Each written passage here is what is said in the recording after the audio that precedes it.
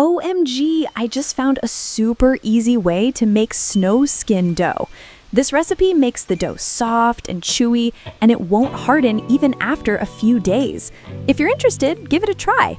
Secretly telling you, I've used this recipe for 10 years.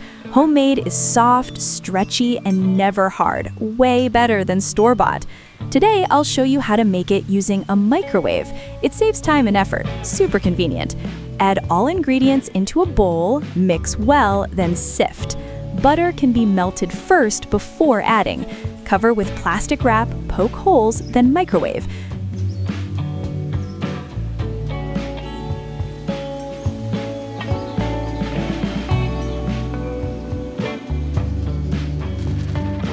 See?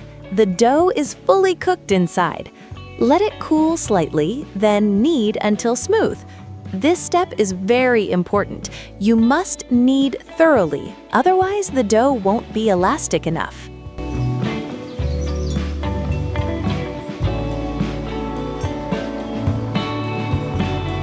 Look, the dough is smooth, soft, and elastic.